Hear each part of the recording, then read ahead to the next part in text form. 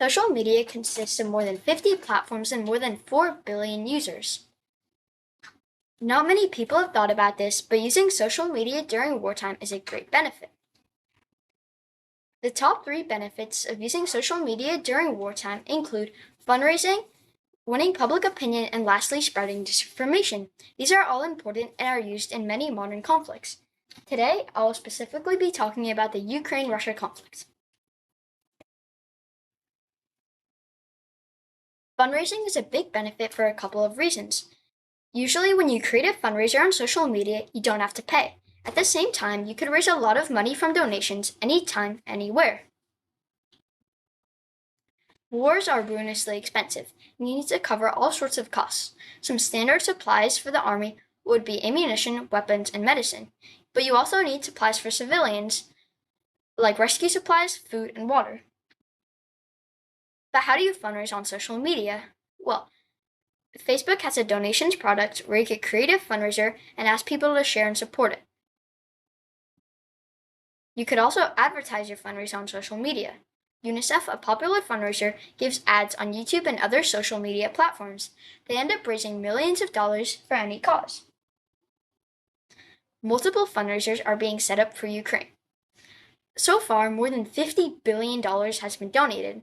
UNICEF has collected and given $349 million. Now I will talk about winning public opinion. When people donate to your fundraiser, they have chosen their side. In reality, the more people on your side, the more money you collect. This is why winning public opinion is so important, and you have the chance to do it on social media. But how?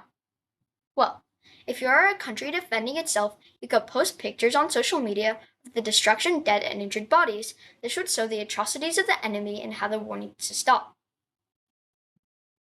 Before and after pictures are very effective. With before and after pictures, people can see how much damage has actually been done. This is a before and after picture of Ukraine. As you could see, many buildings were destroyed. Winning public opinion means you can also raise money. As you know, many pictures of Ukraine have been posted on social media. From these pictures, a majority of people side with Ukraine. This leads to a lot of money being donated. Now I will talk about spreading disinformation. Spreading disinformation is different than the other benefits. When you spread disinformation, you are using it to have a negative effect on the enemy, rather than benefiting yourself directly. When Ukraine posts pictures online, support mostly goes to them. This is the exact reason why Russia spreads disinformation.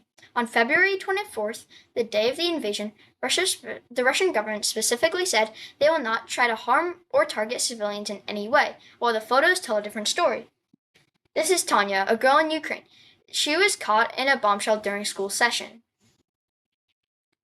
She posted pictures of her injuries and the bombed school, proving the Russian government wrong. Soon after, the Russian government said that it was fake. This is what the news broadcast looks like in Russia.